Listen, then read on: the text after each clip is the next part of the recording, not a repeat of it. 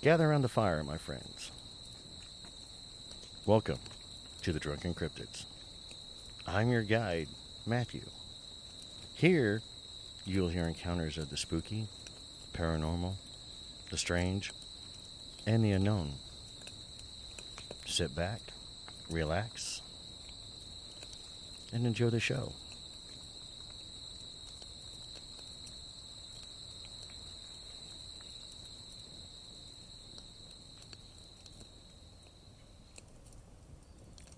It's showtime.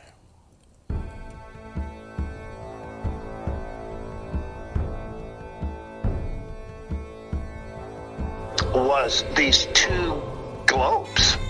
I don't know how to describe them. And I stood up there and looked at them, and it's like... That how she turned and looked at me, she backed straight up through my closet door. I just couldn't hold it anymore, and I was like, oh my gosh, I was a chupacabra. I was so excited. I am drinking something I affectionately refer to as a Matty Rita.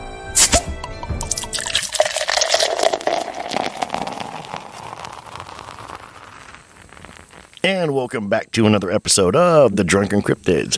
I am your host, Matthew Wharton. And I want to give a quick shout out to Gunner, Tommy. You guys, I appreciate all the hard work you're putting into it. Chris, Tony, Talina, and Jacob, obviously. I appreciate all the hard work y'all put in there. Jacob, I can't say enough about your little brother. But everybody else supporting the show, I appreciate it all. And while you're here, you guys, go ahead and jump over, give us a like, give us a share, give me that 5-star review. I'd appreciate it. For some announcements, though, I am going to be at the Arkansas Paranormal Expo, October 26th and 27th.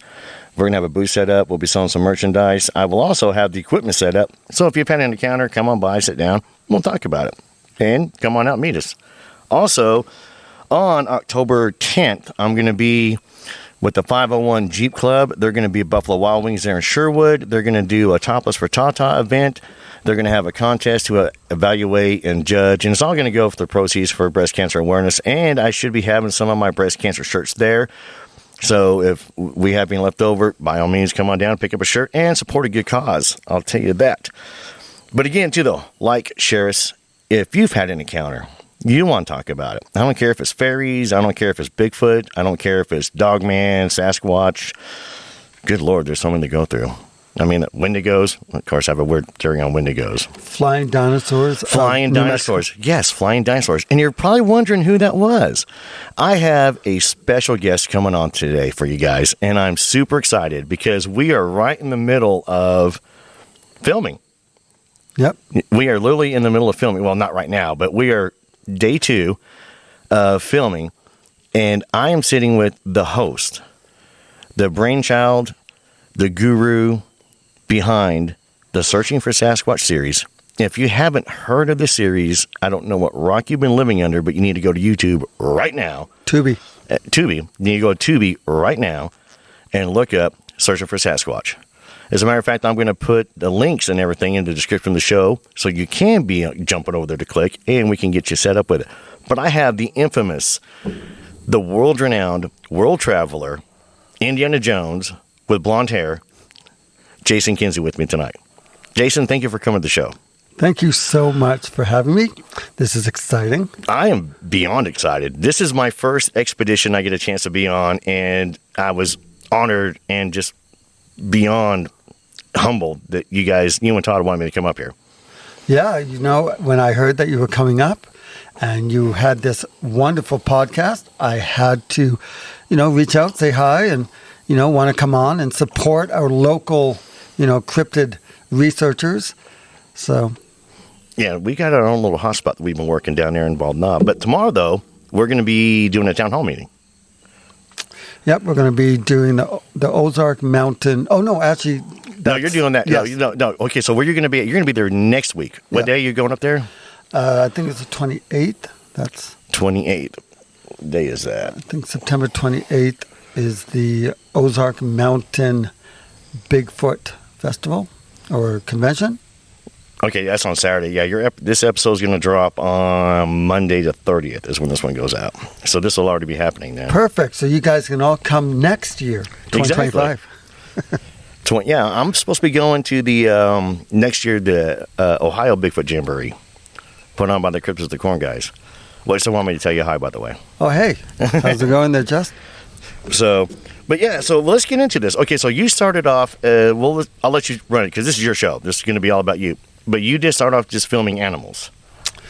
Yeah, so for 20 years, over 20 years, I am a animal photojournalist.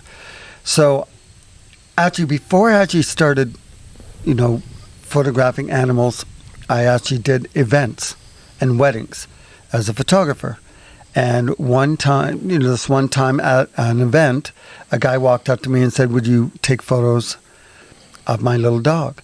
And I was like, "Okay, sure, no problem. So do you want to be in the shot?" And he's like, no, just photos of my dog. And I took a step back because I didn't think people would pay to have photos taken of their dog. So I met up with him.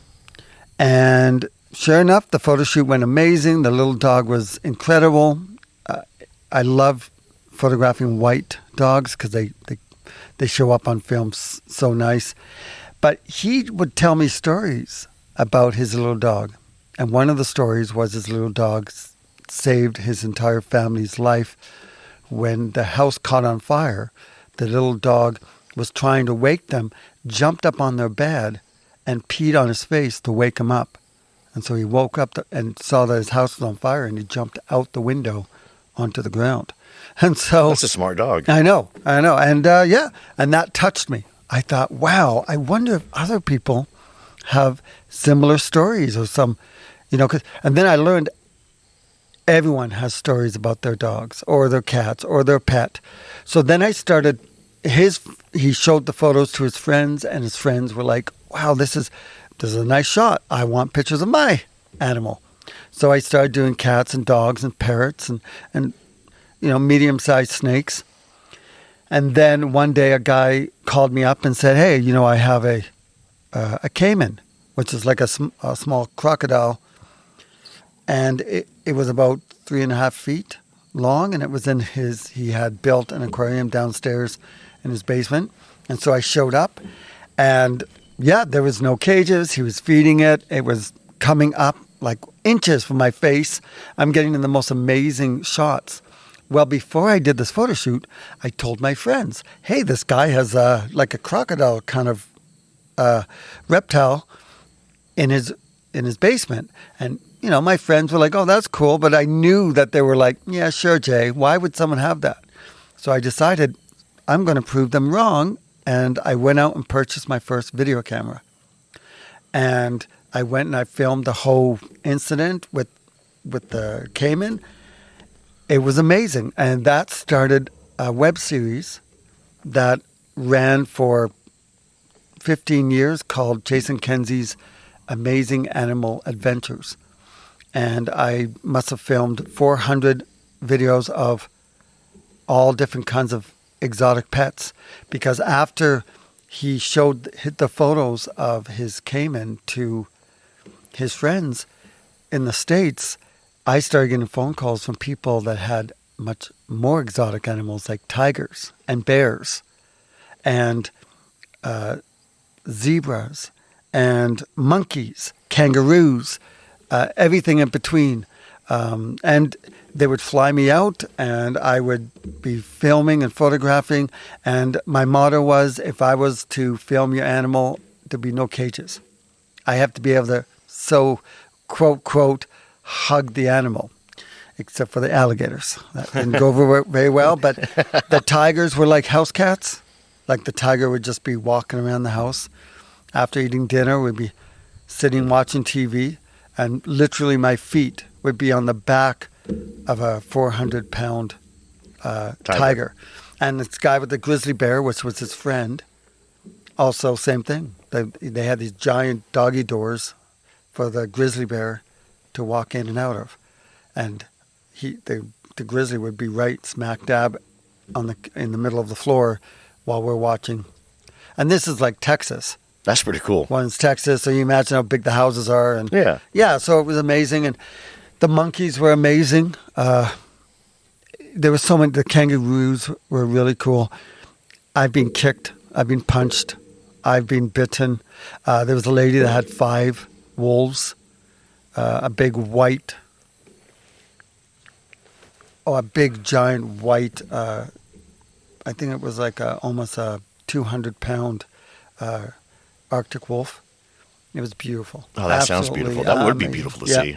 And so, I first time I crawled down into a wolf den, and 30 feet down, and it opened up, and I could almost stand in it. And then there was little chutes off to the side, so I would crawl even further down.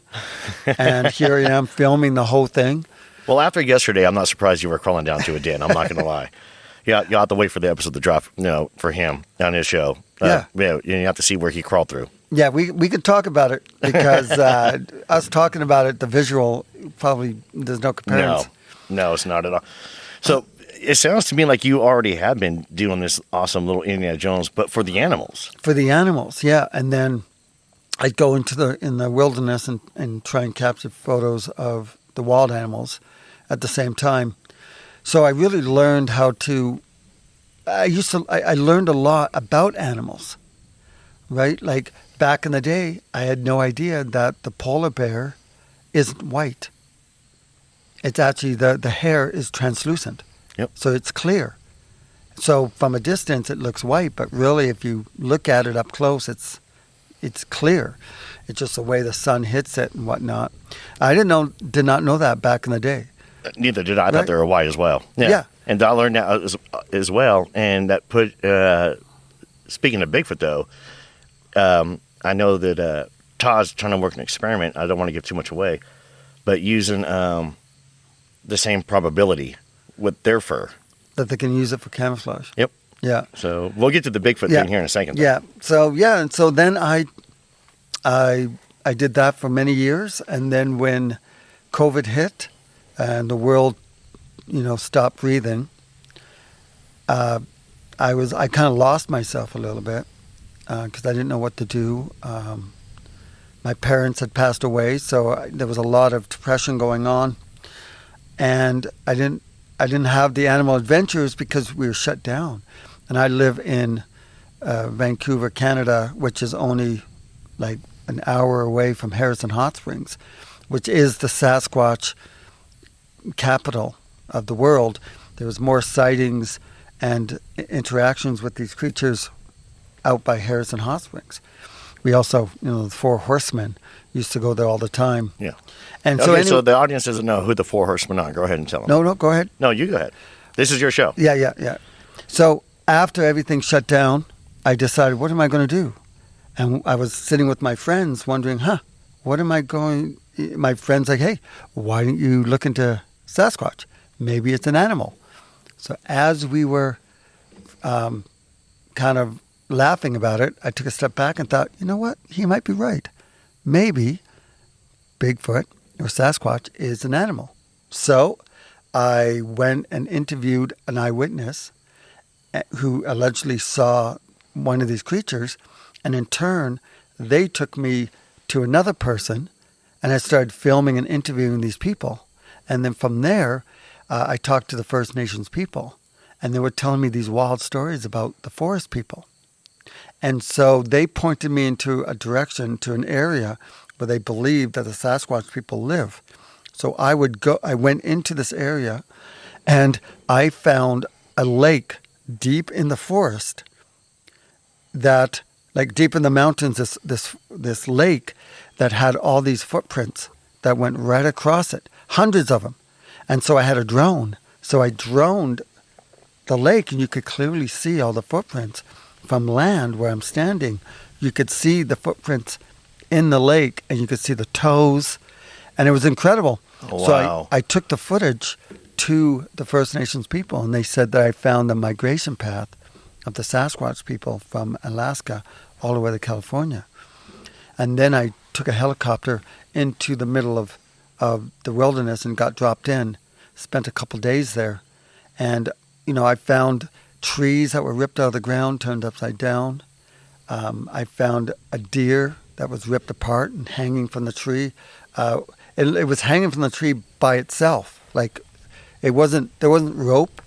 it was almost like vines and stuff were built around it, and they used the actual deer to wrap it around up high.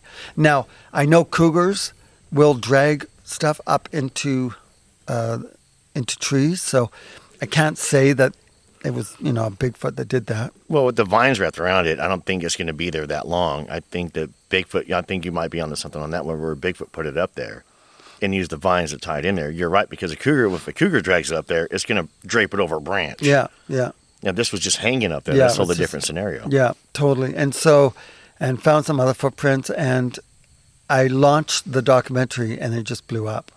100,000 views within a couple of days, and then it just kept going. And then other researchers would contact me and say, hey, I want to bring you out to a Bigfoot conference. And that's where I met Chad Datema and met Dave Dominique. And then I met the Sasquatchers at this event, and they let me speak and they let me show the documentary. And yeah, it was great. It was actually an amazing experience. And then we went way up into the UP of Michigan. Yeah. And that is where I had some incredible, scary encounters. Now, that was the recent one we were talking about yesterday, right? You were just up there. No. This is 5 years ago. Oh, Lord. Okay, hold on. So let me pause you real quick, because I made a note here while we were talking when you were up there. Yeah, I dropped off the wilderness. The upside-down trees. Yeah. Now, that seems to be becoming more and more. People are seeing that now more and more. And I'm wondering whether or not it was already there before, but it took somebody to recognize it. And I know that down here in the South, no reports of upside-down trees. So I'm wondering if there's some kind of, obviously there's a difference between, territories or regions, of Sasquatch. But without the upside-down trees down here, but they are up there. Yeah. And it's just I don't know. I just know there was about 4 of them, or 4 or 5 of them, and they were about 40 feet apart, and there was no tractor marks on it. There was no marks on it from heavy equipment, and not to mention there were massive. Like, where you have to understand where I'm from, trees can be 10 feet in diameter. Oh yeah, 200 feet. So there was these giant trees all around it, meaning not even tractors or heavy equipment could get in there at that time, because the trees that were around it were almost the same size. But some of them were ripped up, moved, and then now I have been told by some of the loggers that they have ripped trees out of the ground, turned it upside down, and jammed it back in there so the roots can be used by eagles to nest. Because when they log an area, there's no more trees. And so the eagles have no place to Look at that. roost. A positive note for the logging industry. How cool is that? I did not know that. Yeah. So, and I know some of the First Nations have done that too. They've just put trees upside down, and so the roots, they act as a nest. Yeah, but they're using equipment to do that. Yeah. And so the First Nation people, they're using equipment, I'm sure, as well. Yeah. And a whole bunch of them. Have to be. So the whole area is going to be pretty much beaten down. But if you have, I don't know, a clan of Bigfoot doing it, Yeah. it's not going to be that. I mean, Actually, maybe they one time saw the loggers doing it and thought, "Oh, good idea, we do it too," and they did it for the eagles. okay. I don't know. So what's funny about on my hot area that we're investigating down there, when I found the blind, I'm called the hunting blind, and we talked actually about it to where, what if the Native Americans were using blinds based upon what Bigfoot was doing, or Bigfoot caught on to what they were doing to hunt and mimicked us. So there's a lot of mimicry going on there. So that's a good observation. Well, I actually, after 5-6 years of investigating and some of the stuff that I've seen in the darkness and the creatures following us, and I almost think that they're younger Bigfoots, they're younger creatures, but I also think they're toying with us now.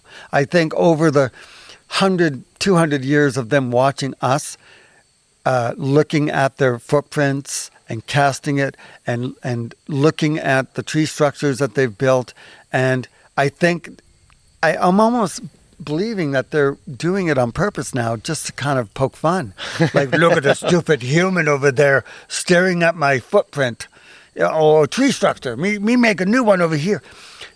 We're in Florida, and we found all these tree structures in the middle of the forest. We left, went home. Literally the next day we went back, and there was a whole new structure built right next to it that wasn't there the day before. And we were filming everything. And we went back on the footage and said, look, this was not here.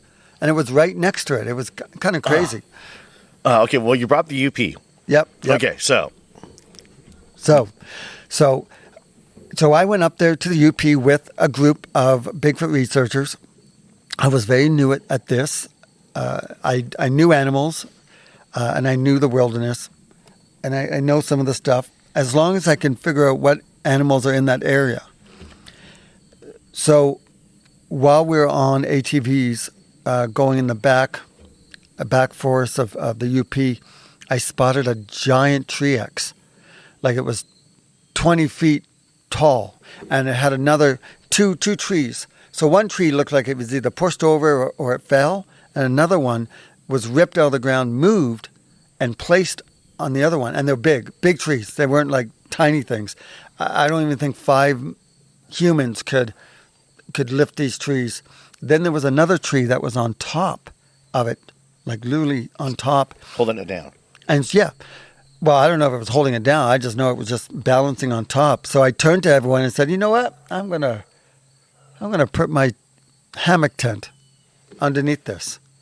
And everyone's like, Jay, I don't know if you want to do that because these creatures, this means danger or don't cross. This is our territory. And me being kind of a naive and like, I'll be okay. I went and strung up my hammock tent. And if anyone doesn't know what a hammock tent is, it's basically a hammock that has like a fly, like a mosquito net over the top. And so that night, and so as we were walking, so the night came around, all the trucks and stuff were parked about, I want to say maybe 40 yards from us. And then everyone else was probably about 45, 50 yards from us on the other side of the trail, like the little logging road that we drove up on. So we were, probably 40 yards by the tree X. And as we were walking from the base camp across to it, we smelled something horrible. Like it was almost like we walked into a cloud of something that died. And right away, David Dominique is like, you know what? This could be a Sasquatch that we're smelling. So I'm looking around. We're all looking around, see if maybe we could see any eyes shine. Nothing. Then we walked about 25 feet to the hammock tent, and I climbed in. And probably about 3 o'clock in the morning, I'm lying there and I hear crack. I'm like, what the hell is that? And I could hear it walking. And as it was walking, it was like crunch, crunch. I could feel the vibration off the rope of the hammock.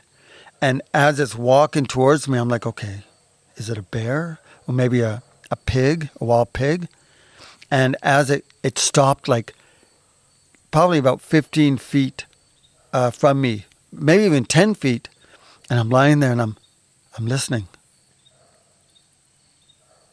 And it grunted in my ear. And I was like, oh, and I'm shaking. I start uncontrollably shaking, and I'm trying to stop shaking, and it's hurting. Have you ever tried, you were so cold, or if you're shaking, you're trying to stop it? Yeah. And it hurts. Yeah. I'm lying there trying not to make a sound. I'm almost stopped breathing. I have my video camera in my between my legs, and it grunted, and then I'm thinking, oh my gosh, if it truly is a Bigfoot, it could just hit me. I'm already rolled up as a burrito, so it could just put me over his shoulder and just walk me into the forest. This is what's going through my mind.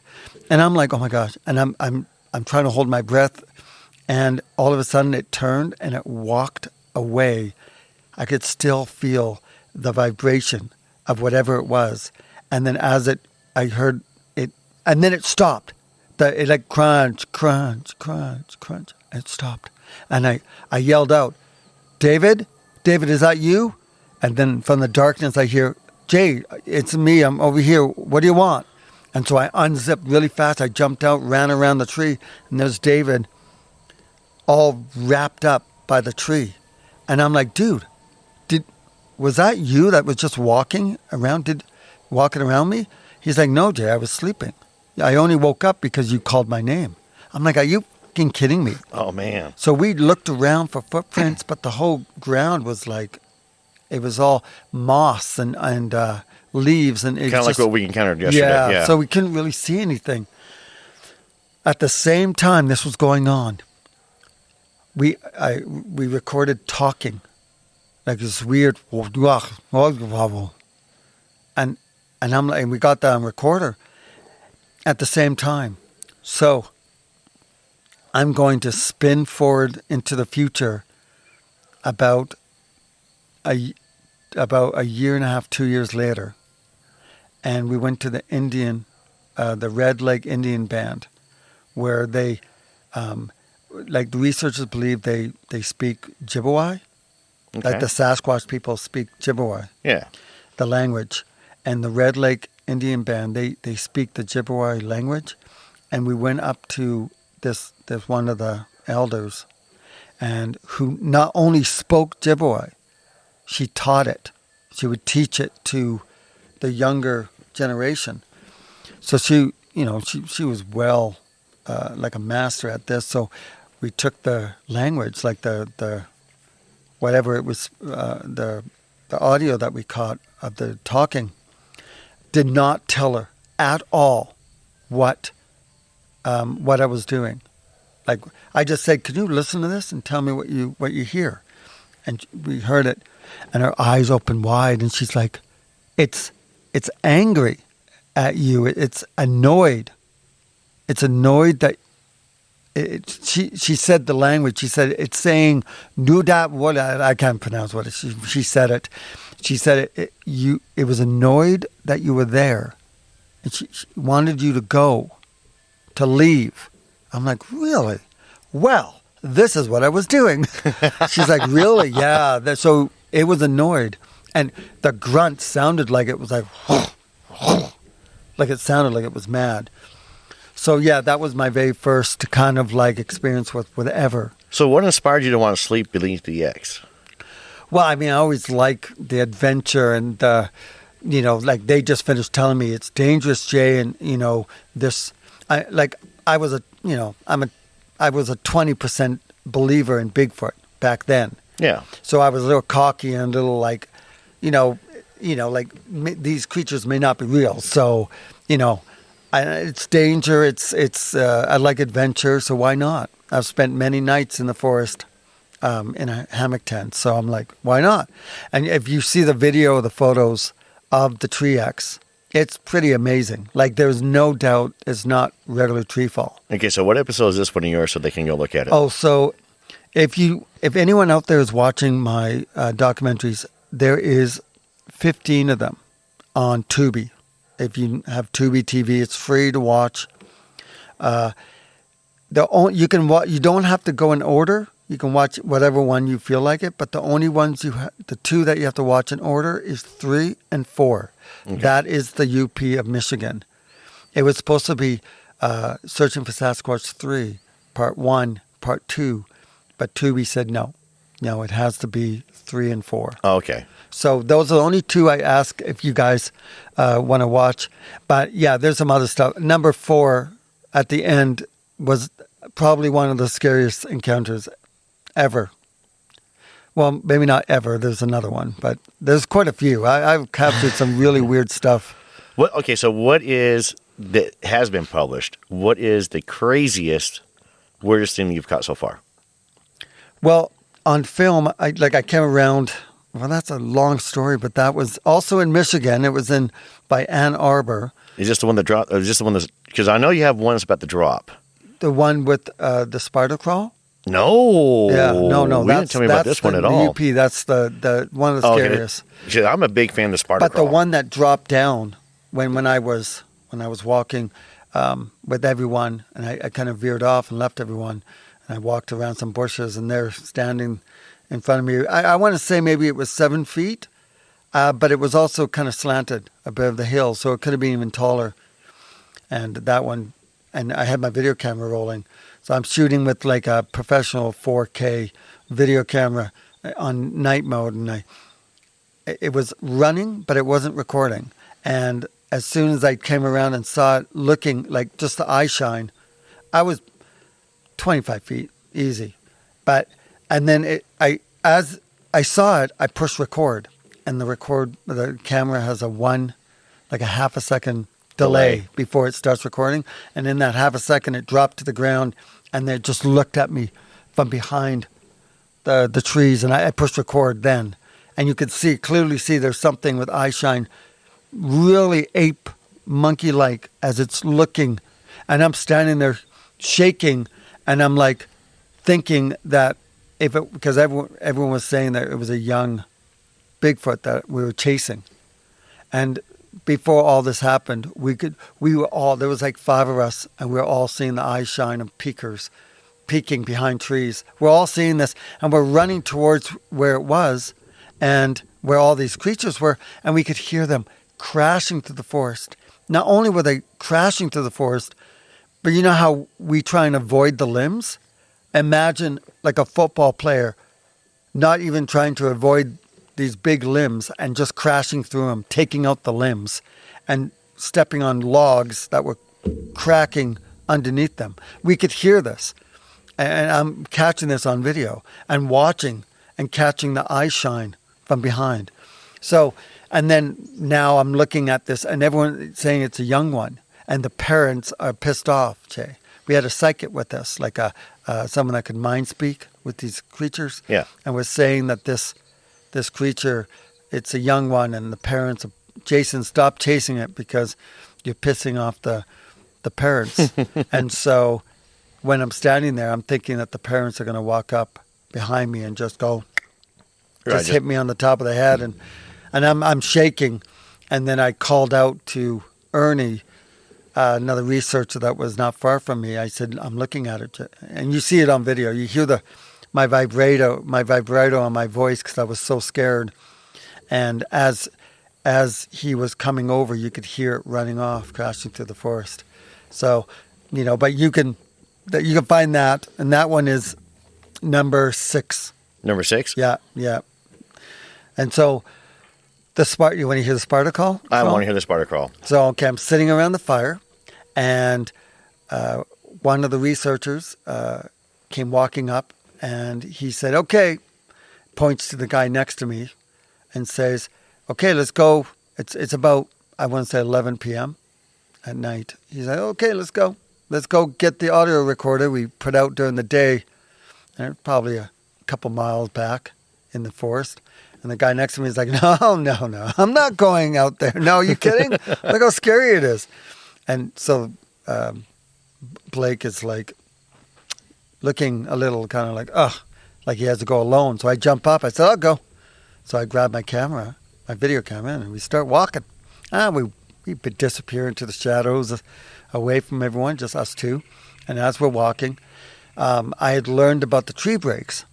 So we were looking at I was filming all the tree breaks, and we're talking like branches that were maybe 2 times the size of pencils that were twisted and broken. Oh, wow. And they were hanging. And, I was taught or shown that allegedly these Bigfoot creatures like to break the tree breaks for other Bigfoots, or maybe for him to follow back. Who knows? But some of them were as thick as my arm, which my arms aren't that thick, so that's a bad example, guys. But yeah, they were twisted. The thing is, a human probably can't twist a branch and then break it. And must have filmed about 20 breaks along the way. And at some point there was an area where all the trees, probably 6, maybe 8 trees, quite thick, maybe about maybe a foot in diameter, were pushed across the path, just kind of pushed right across. And we had to crawl over and under to get through. And it's really thick forest on either side of us. So all of a sudden we come a row of trees, and none of them were broken. Like when I say they're pushed over, they were bent over. Like actual bent over. And there was only 6 of them. And it was the oddest thing to see, as if something pushed it over or bent it over to stop whoever to go forward. So we got further and further, and the wilderness had basically swallowed up smaller and smaller along the way. Like, you could almost not see the trail because it was all grass, and the trees had moved in closer. Like this was, and we were pretty deep in. You have to remember that we had driven about an hour and a half into where we had set up camp. Now we're walking about 2 miles, even deeper in. And we collected the recorder and we started back. Just walking back. That's what I usually do in the forest. And sometimes I kind of joke around in the forest because I get so scared that I start joking because it calms me down, or I'll just everywhere. Like I'm telling you, it can be pretty bad. And so we're walking back. As we're walking, we look up and we see these 2 tree breaks hanging directly over the path. And I turn to Blake. I'm like, I don't remember those. And as we walk up to him, and we're talking in the middle of the path, like we almost had to go around it. And they were twisted and broken. And the sap was still dripping. They literally had just been broken. Yeah. And as we're investigating, and we have our faces right up against these breaks, looking closely for hair or anything, we hear a crack from behind us, and we jump, and we turn around quick. And we're looking probably about 100 feet down the trail from where we came, and all of a sudden, this creature is standing there. You can see the eyes shine looking at us. And I freak out. I'm like, oh my God. I see the eye shine, and my video camera's rolling, and I'm trying to, it's going, my video camera's focusing in and out. Like I'm not able to, and and I'm trying to get it on film, and then suddenly the eyes close after about 5 minutes of looking. We were looking at this for like 5 minutes. It was probably 3 minutes, but it just sounded like forever. It felt like 5 minutes. Like forever. Yeah. And then it closed its eyes, and then about 2 minutes later, it opened it back up, but not as bright, almost like it closed its eyes and then it just opened slowly, and it was further back, as if it was trying to stay just outside of the beam of light from the infrared, from the video camera, because you can only see 30 or 40 feet from that's the beam of light from the, and then all of a sudden a second one walked out from the side, and it was shorter. And so Blake and I are looking at this, and then and we were looking at this for a good 15 minutes. It wasn't like 30 seconds. We're watching this, and then suddenly they disappear. They close their eyes or they turn their heads. And as we're watching these creatures, we could hear crunch, crunch in the forest on either side of us. And Blake turns to me and says, "Don't run." And I look at him, and I'm like, "Don't run? Are you fucking kidding me? I might be freaking out, but where am I going to go? Like, we're in the middle of the forest. I mean, if these creatures, we're still alive. So if these creatures want to kill us, they just walk out and twist their heads off. Yeah. I'm not going to run. Trust me. I'd rather be beside you and get killed together than, maybe they go after you first and I get a chance to get 100 feet. So we rushed up to the front to have a look to where it was standing or where they were. And sure enough, there was nothing there. And we looked to the side, and there was a big opening in the forest, like in the trees. Yeah. It was all dense trees on either side, except for this one area where you could just easily walk through. So we walked back to so we looked for footprints. We couldn't see anything, which is so odd. It really baffles me because you were talking about creatures that are allegedly 9 to 10 feet tall, weighing almost 1,000 pounds. How are they not leaving massive footprints in any dirt? I understand some dirt can be really heavy, but we're talking about 1,000 pounds. Yep. Like anything that's 1,000 pounds will leave marks, and these things are not leaving very, not, we couldn't find anything. I mean, of course, the ground had, like from before, the soft grass. Maybe maybe their feet are like snowshoes. That's why the reason they're so big. Big feet, yeah. Yeah, big feet, so that it helps distribute the weight. It's possibly. I mean, yeah. I mean, imagine 21 inches or 25 inches. I guess, yeah, that's a good idea. So we walked back to the tree breaks that we originally were looking at, and wait till I tell you what happened afterwards. But like 3 months later, when I'm at home. Actually, I'll tell you now. 3 months later, when I got home from all this, actually, I'll go back to that in a second. So we're looking at this. And so Blake turned around just to look back into the direction of where we were looking at these eye shine. And then all of a sudden, I did this maneuver because I used to teach dance for a very long time. And I did like hip hop jazz. So I used to do these really neat foot moves. So I pretended to go forward towards Blake. And I quickly turned, like I slid 180 degrees really fast. So I pretended to go forward, and I turned around really fast. And there, standing behind a tree, was this creature, and it hit the ground. It went down, and then I think there was a second one that went.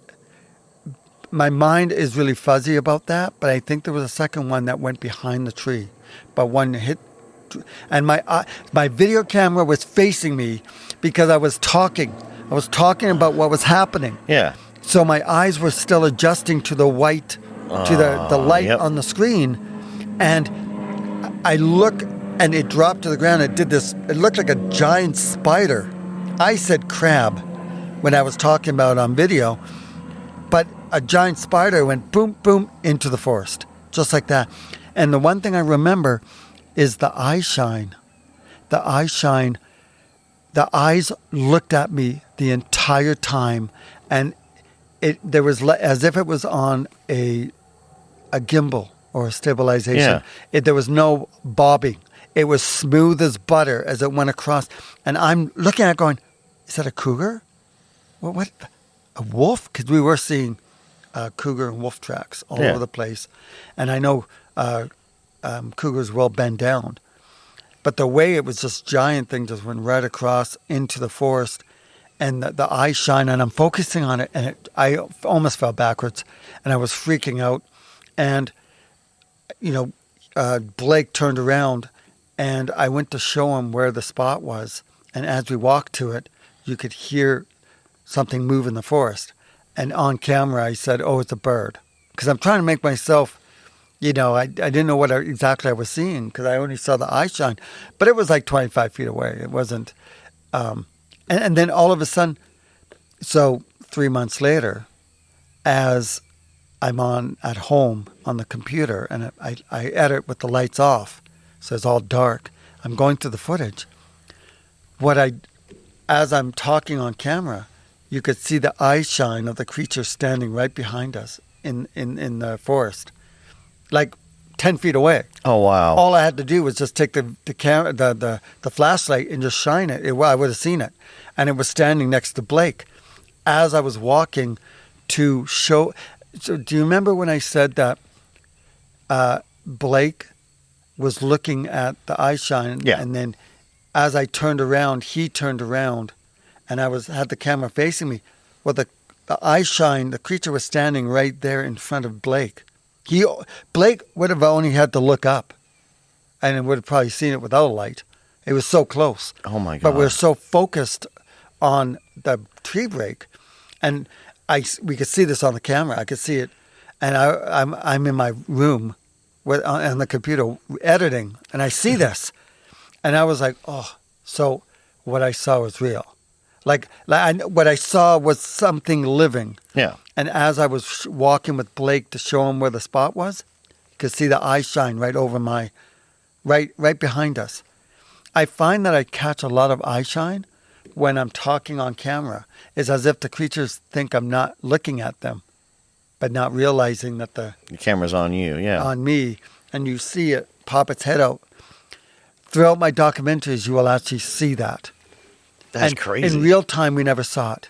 but in real, in on the camera, like 3 months later, I'd see. But that was terrifying. But to see that big shape, it was like a big shadow, kind of like looked like a giant spider. The way the legs were like woo woo, and was gone into the forest. Then we went back. We went all the way back to camp, and it still took us 20 minutes to get back to camp. And we're telling everyone what happened. And after an hour, I'm sitting by the fire, just chilling. I'm still trying to get over, and all I'm thinking is, I'm sleeping in the back of the truck tonight. I had a walkie-talkie on me, and I hear, Jason, copy. And I'm like, I ignore it at first. And he goes, Jason, there is something watching you guys at the campfire. It's like right next to you guys watching you. And I'm like, I answer. I'm like, okay. Not thinking anything of it. I'm still trying to recover from, what I'd just seen. And so I walk over through the forest, because where the campfire was, from where David was, his back was to the trucks. The trucks were, and he was on the edge. Like his back could almost touch a truck. Okay. So it was like that close. And then we were like, I don't know how you say it, we were like to the side into the forest about maybe 50 feet. And that's where we were camping. And that's where the campfire and some of the tents were set up within the forest. We were no clearing. We had to clear stuff out to put the tents up because there was so many trees around. So I walked across in the dark. I brought my camera and I said, okay, where is it? And he said, it's right in there about 25 feet, and it's behind a tree, and it's looking at the fire where you are. So he had a flare, like a military style flare binocular. Obviously, the video wasn't working. Obviously. It couldn't be that lucky. Like the odds are so stupid. And so I slowly moved the binoculars from his face and moved it because I wanted to make sure I could see where he was looking. And I moved it to my eyes. No lie, as I'm sitting here talking to you right now, there is something looking, and it is behind the tree, and you see the back of it.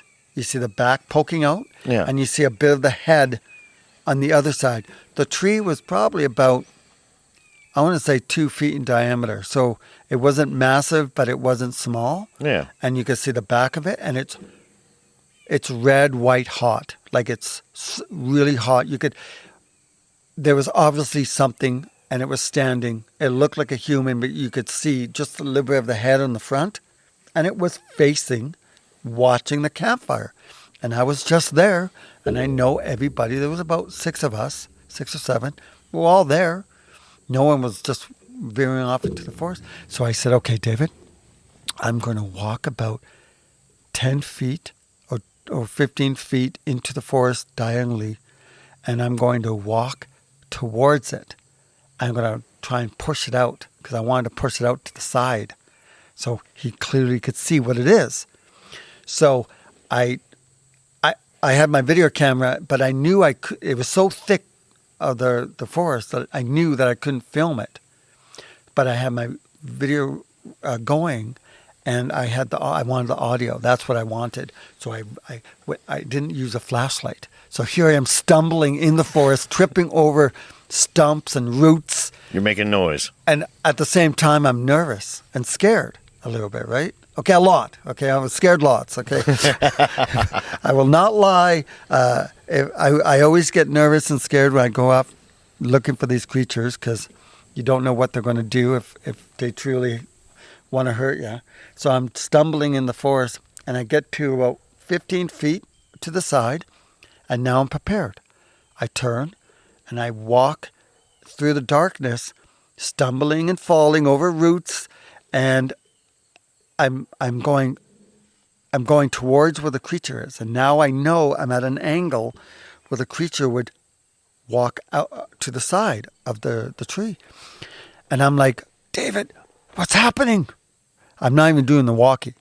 I was just still close enough to David that he could hear me. I'm like, David, what's happening? What's happening? I'm like, I'm getting close. I could hear it moving.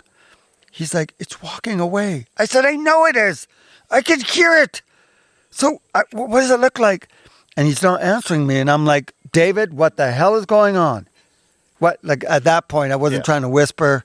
I was like, David, all frustrated. I could hear it moving, whatever. And I must have got within 10 feet because I could hear it moving. So I walked back out. This time I put the flashlight and I walked back out towards David. I said, so David, what did you see? You will not believe what this freaking creature did. You would not believe. And all you listeners out there, I will not, I will understand if you say that I am full of crap for the next thing I'm going to tell you because it's unbelievable. The creature walked away using the tree as cover. So it backed up. Really? It didn't, like I was trying to push it off to the side. Yeah. It actually, as if it knew. What you were doing. It knew what I was doing and it knew I couldn't see it. And it just blew me away. It basically walked away. I don't even know how to explain, like using the tree between David and itself. It didn't. And so it shielded itself then from David. So it knew what David was doing. Exactly. And I was off to the side walking towards it. Yeah. And I thought for sure it would have just backed to the side and David would have seen full well what it was. Nope. David said it used the tree as cover. Did you have the IR light on your camera? Because you said you were running your camera. Yes, but I did. But the trees and the bushes were so thick that you couldn't see beyond that. Yeah, the reason I'm asking. I got the audio of the whatever it was moving. You could hear it walking. It didn't run. It just kind of... Yeah, but no IR on your camera though when you were walking up towards it to flush it out? Yes, I had the IR going. Okay, so I'm curious whether because... Oh, maybe it saw the IR. Yeah. Yeah. So, because there's so many theories out there. Yeah. They can see an IR, they can see this, they can see that. I think that, like, even on trail cams, if you notice at night when it flashed, the deer are always looking at it. Yeah. So I'm wondering whether or not, same thing. It could be a big possibility. But I like the fact, though, because I do believe that it did use the tree. 'Cause I think it was watching David, knew you were coming, and so it maybe was perceiving David more as a threat and being smart. And, so my tactical mind is saying, so it used that as a shield to back itself out. And that's fascinating. Yeah, and it's extremely intelligent. Yeah. And I like the fact of the structures and how they're messing with us. I really do. And we were talking last night, though, about them being juveniles that are messing with us more. We don't see the big ones. Yeah. Very rarely do we see them. It's always the smaller ones. Yeah. And the big ones actually might be coming out looking for the younger ones. Maybe. Yeah, trying to lure them back in. I mean, everything we know about these creatures, we really don't know unless, some way we can, find them in the forest and we can study them. Exactly. I like how you said that, too, because I always had this theory there's no experts. Yes. There's people with knowledge, years of knowledge and evidence gathering, but nobody's an expert on what they are. I'm an expert at being scared and running. Well, you didn't run yesterday. No. I joke about that, but I have 2 rules when I go out with researchers. And the number 1 rule is no hoaxing. No throwing something into the forest and pretending that, there's something out there to get my reaction. If I find out that you did that, that will be a bad thing. I would never research with you again. No running off and pretending that you're a creature in the forest. I mean, that's, I really want these creatures to be real. I get excited and you see me on the film getting excited about, whatever's moving around in the forest. And I really, truly want to believe that these creatures are real after 6 years. I've moved up from being a 20% believer to about 50% believer. Only 50% after those encounters? Well, the only reason why I haven't moved any closer up is because I need a daytime sighting, 50 feet away. I need the creature to walk up, slap me in the face, and, carry me off before I'm 100%, so to speak. But really, I need it to be a daytime sighting. Everything that's ever happened has been nighttime, and it's usually with the eye shine. I have some roars that are pretty incredible. But the second thing, the number 2 thing, if you ever go out with me, is if anything happens out there, we get roared at, screamed at, rock throw, maybe it does walk out in front of us, you don't run. That's the number 1 rule. Stay close. Stay close to me. I won't protect you. Well, running makes you prey.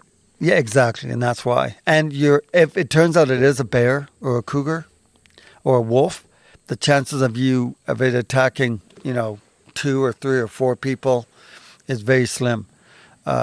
So it's better that we all stay together than if you freak out and run away. I've been out in the field, and I don't know how many camera people that, something cracks in the forest and they run with my equipment. And yes, call me selfish, but I'm running after them, not trying to protect them, but to get my equipment. It's a lot of money in that equipment. Trust me, I understand completely all the money that gets dropped into this stuff. I know that much. I know that yesterday I had such a good time and gained so much knowledge from you and Todd. And if you notice, a lot of times I just kind of hung back and just kind of listened and kind of observed and taken everything in. The citizen scientist part and trying to track down to figure these things out to where I get where you're at the 50% mark to where you've had the encounters. You're trying to break them down and you want to have it right there in front of you. Yeah. So you believe there's something out there. You do believe in Bigfoot, but you don't believe I think you're on the same page like you asked me last night. What do I think Bigfoot is? And my answer was, I don't know.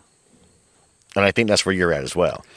Yeah, I don't know exactly what they are. I believe they're flesh and blood. I do think they might have some kind of abilities of extreme camouflage. When I think of Sasquatch, I think like abilities, like some people say infrasound. Some people say that they have infrasound and they have invisibility. Well, I think of what animals out there in the wild that we do know have abilities. And with camouflage, we know that the cuttlefish can almost turn invisible. Yep. The octopus is an incredible escape artist. We know that the chameleon, right? We know that even the stick bug has incredible abilities of camouflage. So maybe Bigfoot does have some kind of a cloaking device or cloaking ability. I don't know if they can turn completely invisible because you have to understand something. If Bigfoot can truly turn invisible, why would they ever come out of being invisible? Because, everyone says, well, stop looking for these creatures. They don't want to be seen, or they don't want to be bothered. Well, if that's the case, why, like I'm in a park, there's no way that we are going to be coming onto a Bigfoot. The Bigfoots come to us. We're in a massive forest of like 1 million acres of forest, and the creatures are next to us, throwing rocks or roaring or eye shine. If a Bigfoot truly did not want to be seen, they would just go way up into the mountains, into the backside where humans don't ever go. Yep. And if they could be invisible, then why would they ever come out of being invisible and get shot? Or like, meaning they could be, it's danger. It's danger. Yeah. Dangerous. The same with portals.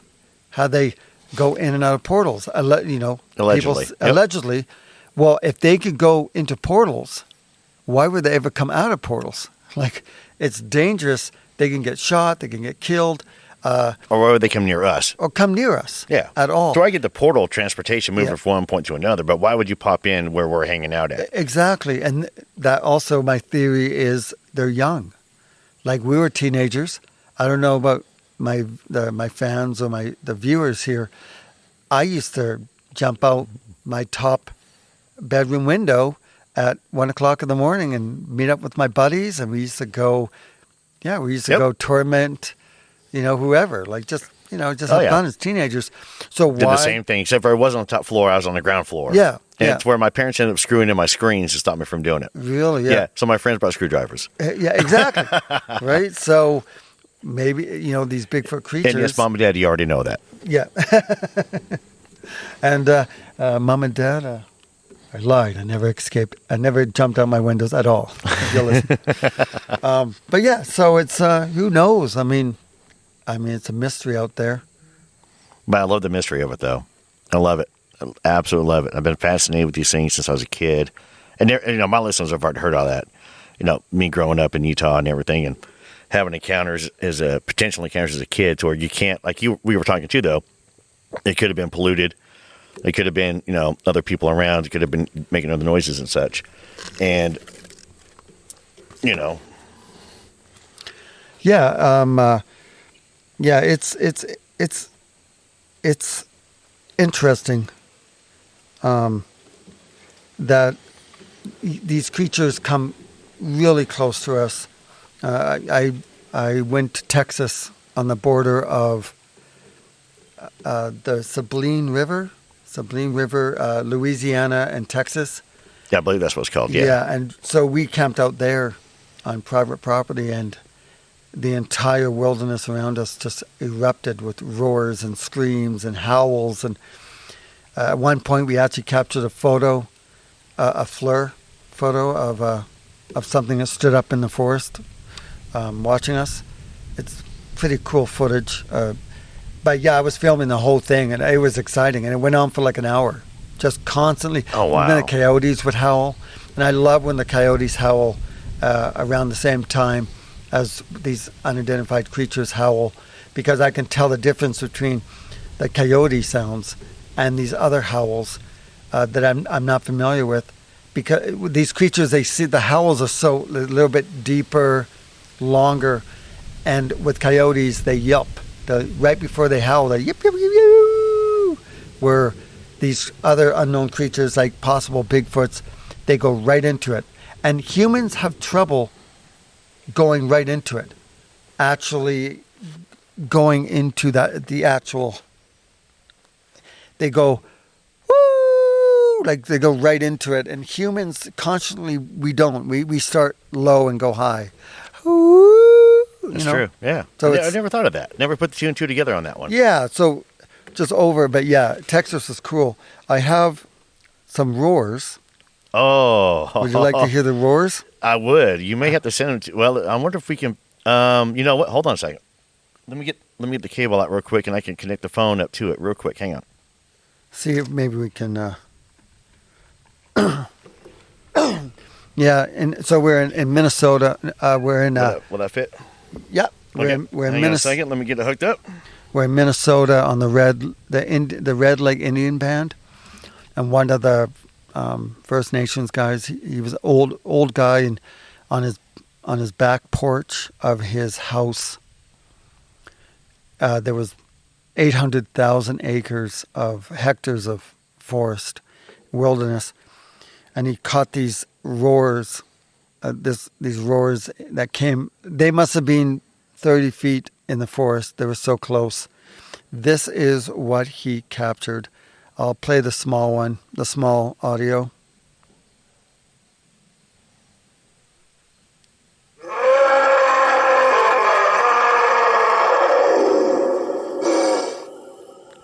So you hear that last bit Yeah, I heard that little grunt at where the it end. grunted. So Yeah. let's hear it again. Yeah.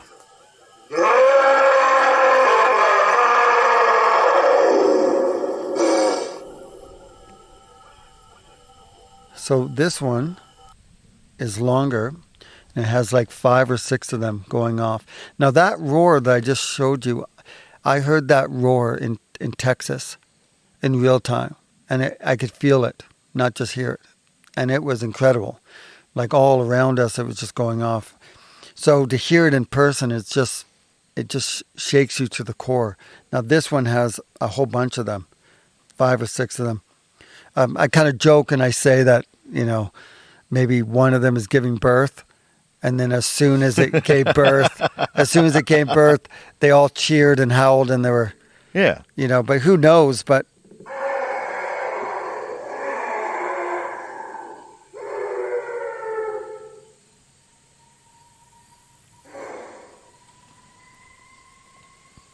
just give it a second and they'll all come out.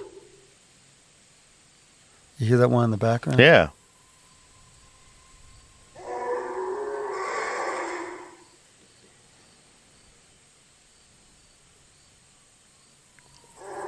You give it a second, they all start up. Oh, gave birth. Now everybody's...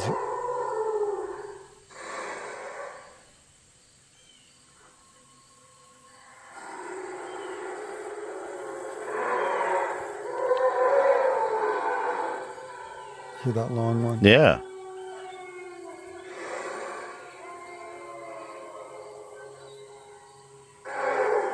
And that's it for that. That's pretty incredible, eh? That is beyond incredible. That is... Okay, the second one gave me goosebumps. Yeah. It sounds like, you see where I was, joking, saying one, maybe one's giving birth. That's why it sounds angry. And then all of a sudden it just, gives birth and then they all freak out. Like, it sounds angry or hurt. But anyway, that was caught there. And so we went to investigate in that area. And at one point, we're all sitting around this campfire. There's a bunch of us, about 5 of us. And nothing's happening. I'm there for 2 hours.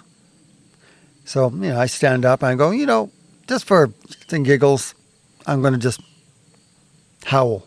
And a couple of researchers are like, Jay, don't howl. It's stupid. You look like an idiot. I'm like, well, I look like an idiot doing anything. Eating cereal, I look like an idiot. So, No. Just for shits and giggles, I'm just going to howl. We've been here for 2 hours and nothing's happened. So let me just howl. And, they rolled their eyes and I'm like, okay. So I howled. I did one big howl. No lies, I'm sitting in front of you. Within like 30 seconds later, we got this blood-curdling howl right beside us in the forest. Then all of a sudden, another one howled in front of us, probably about 2 miles away. And then the coyote started. And it just blew us away. And then I was with the she-squatchers. They're actually coming to Arkansas next month in November. Oh, yeah? Yeah. Oh, my gosh. You are in for a treat. Well, I'm not. Well, they're going to, I guess they posted that they're going to Folk, Arkansas. Okay. Yeah, they're going to be down there sometime in November. So Tommy got a hold of me this morning and was telling me about it. I was like, ironic, we were just talking about them last night. Never met him, so. Yeah. So are they going to a convention or a festival? No, I think they're just going down there. So he said he was going to send me a link about it. Yeah. So. Yeah, they're a lot of fun. I love those You're ladies. going to Louisiana too, though, aren't you? Yep.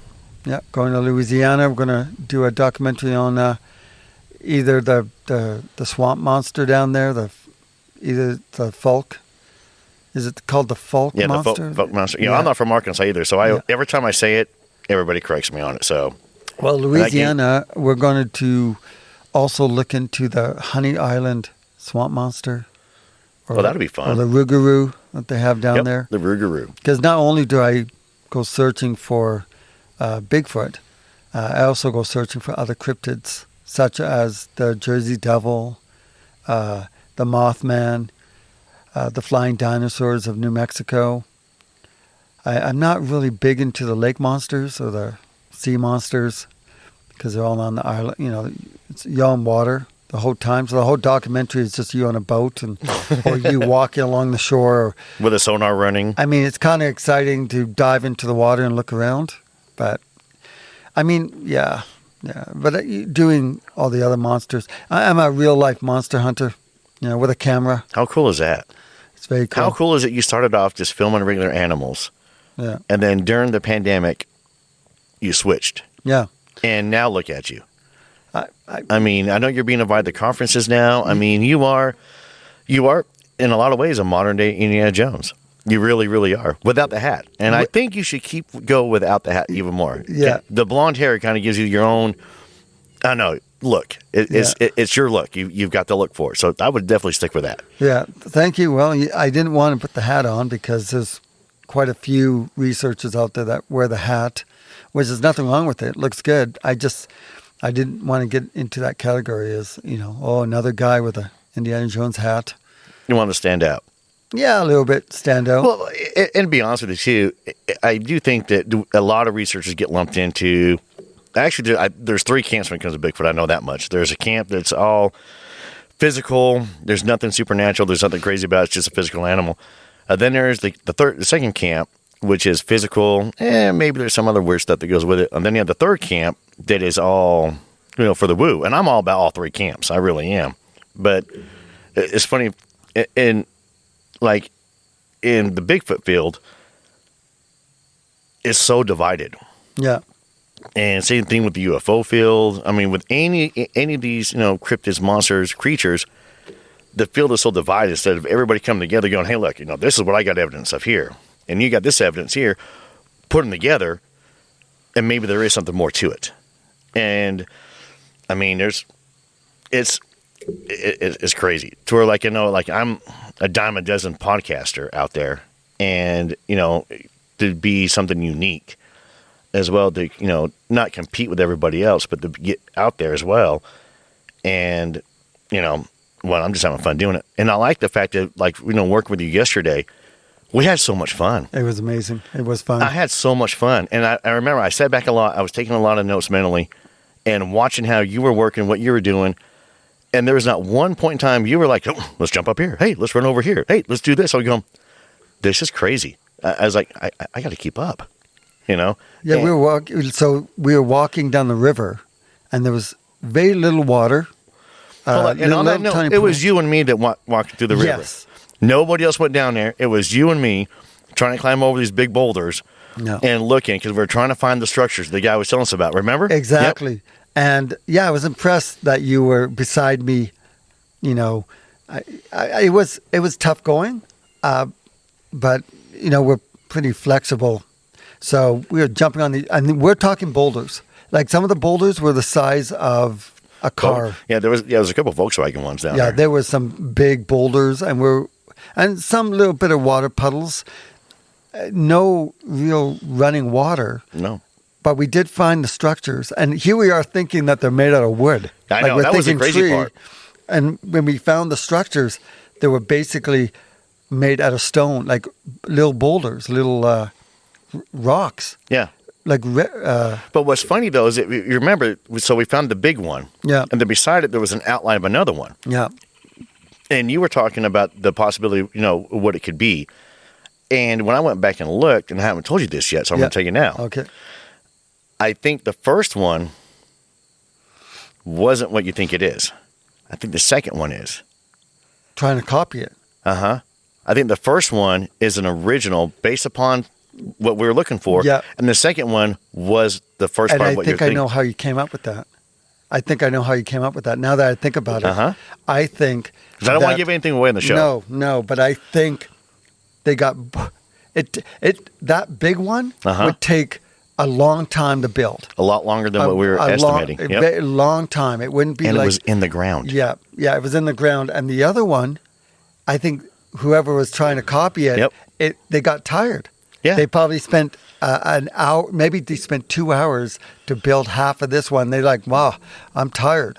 Yep. So that's why, and it's still. I think one is people. I think one is not. Yeah, it's a big possibility. I was waiting to do that on the show because I wanted to see whether we're on the same page. So I thought about this last night. Now that I think about it in my mind, when I remember how the other one was only half done, not even half, it was a quarter done, and the other one was pretty much fully done. Well, whatever, it took hands to build it. It looked like just a giant rock nest. Rock nest. That's what it looked like. Yep. Right?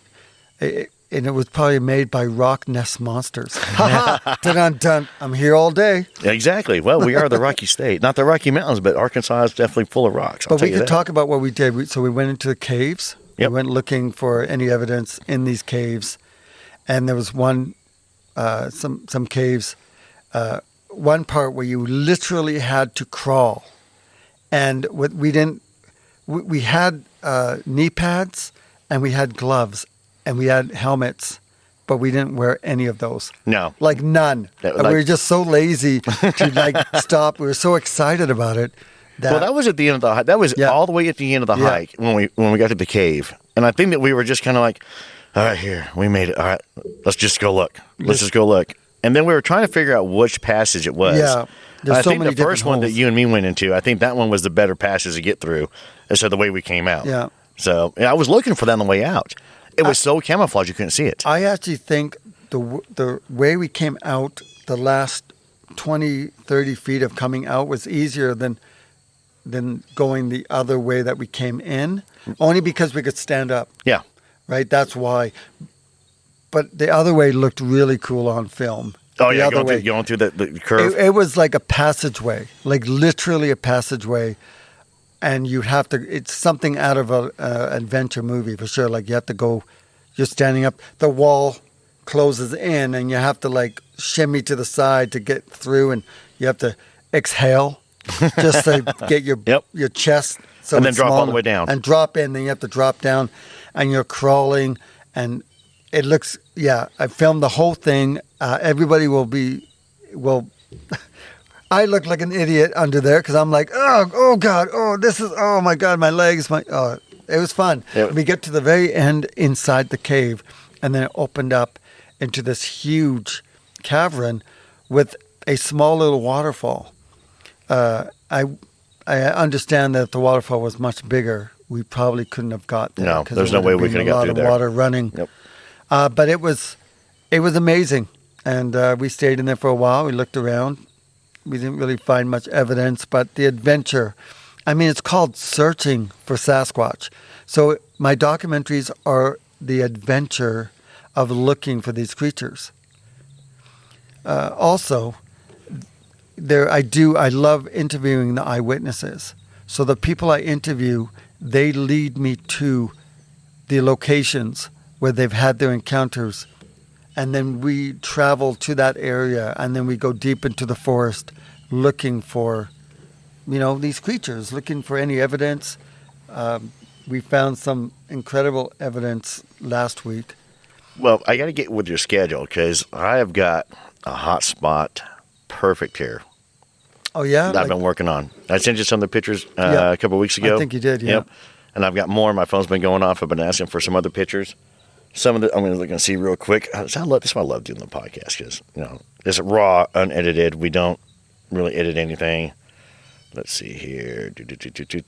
Sure did. Well. So we were talking about some of the tree bends, right? Yeah.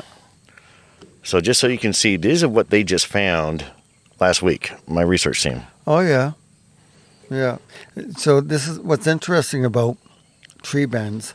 And now I haven't published any of these yet either, so you get to see, you're one of the first people to get to see this. Oh, that's cool.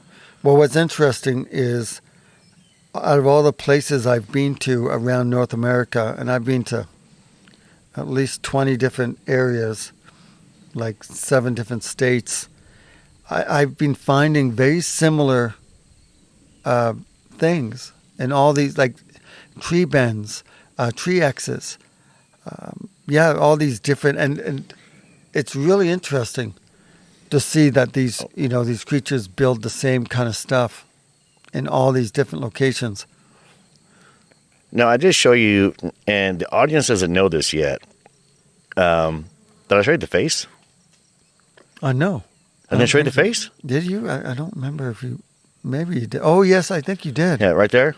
Yeah, the face, and it looks like it has a nose. Yeah. Yeah, that's pretty cool. I just had deja vu. Yeah. No, of us doing this right here. Yeah. Looking at. Yeah, doing. That does look like a nose, like it's off to the side. Yeah, but the funny part is the next picture, because he took them back to back. Yeah.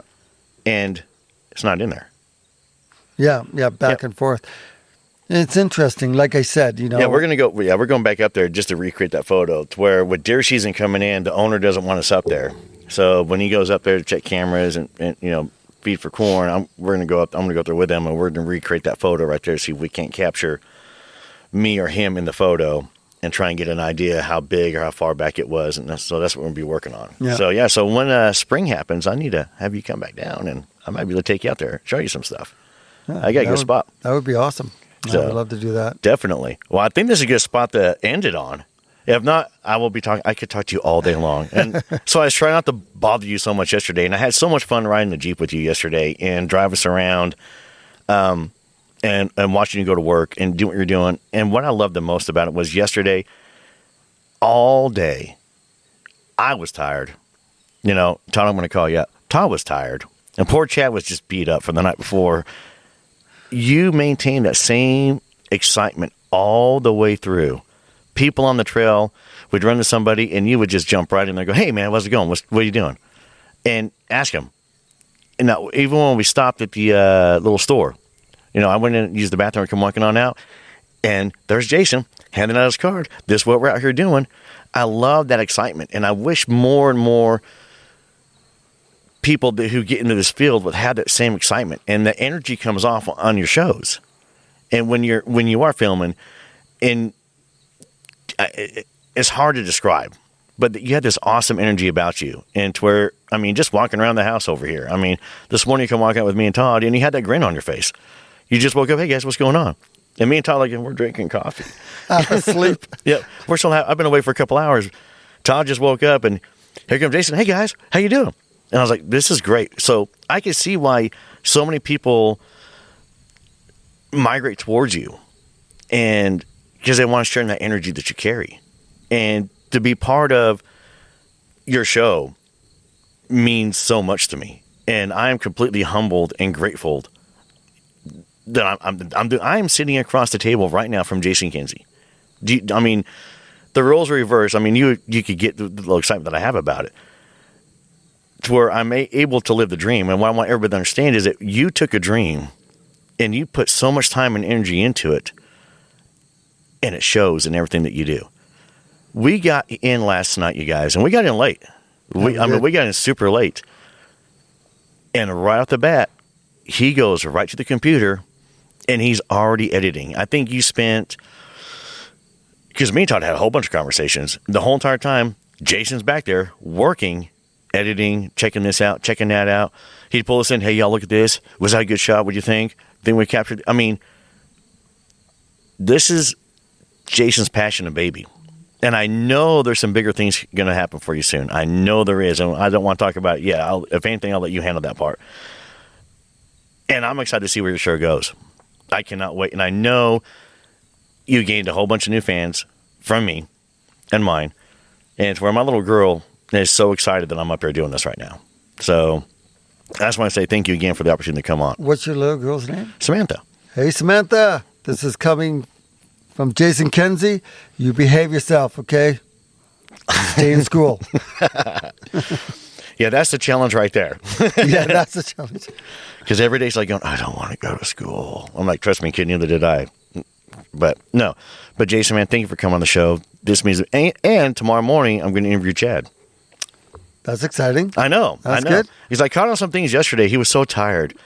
And this morning he was full of energy. He goes, yeah, I want to be on the show. I was like, all right. Then I know we got to get ready to take off here soon because we're about to go out to the woods again. Yeah, we're going to go out tonight. Yeah. We're going to do our research, just, go out at night, see if we can get any evidence, any howls.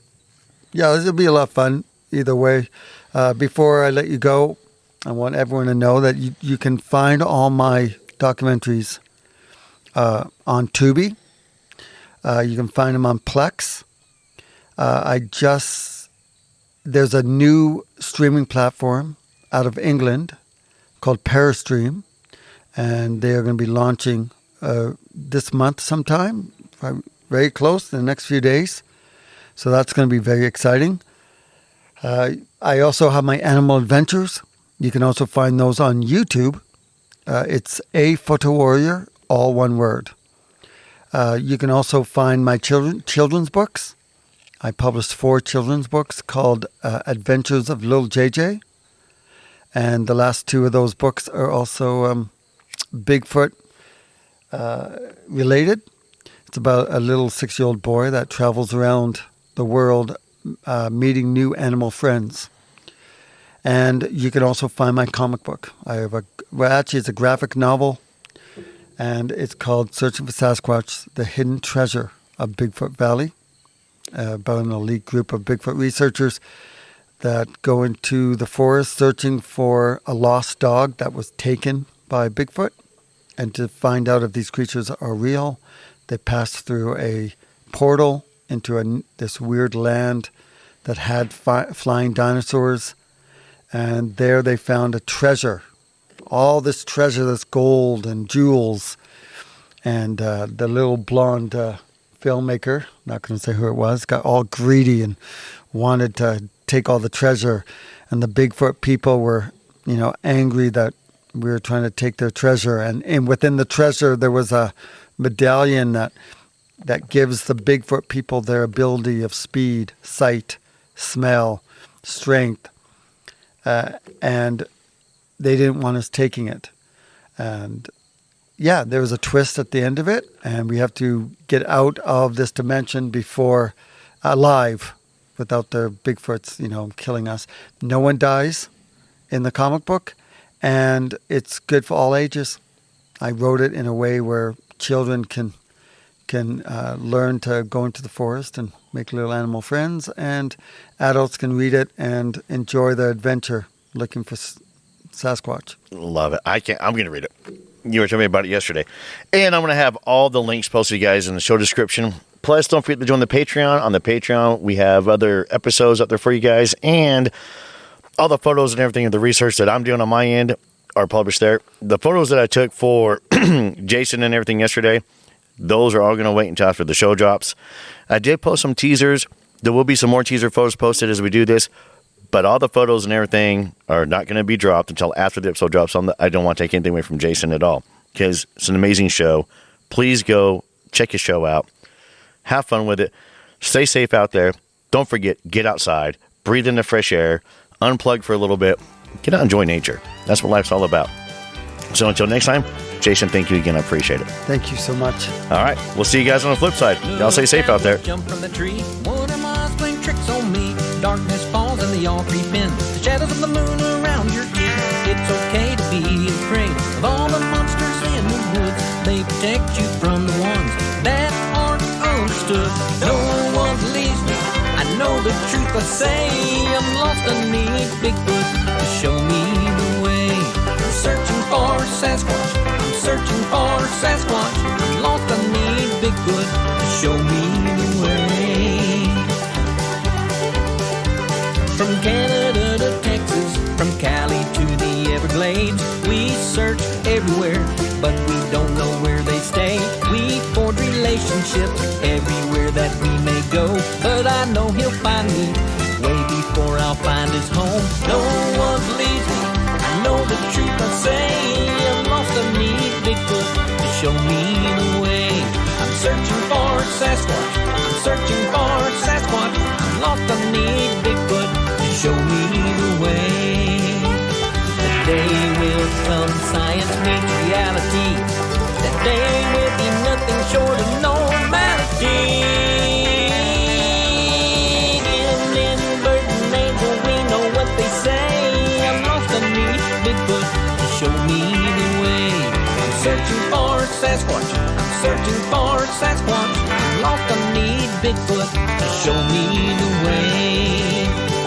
Davy's adventurer, Ryder the tracker, Gerhard cryptid hunter, Kenize filmmaker. I'm searching for Sasquatch. I'm searching for Sasquatch. I'm lost, I need Bigfoot to show me the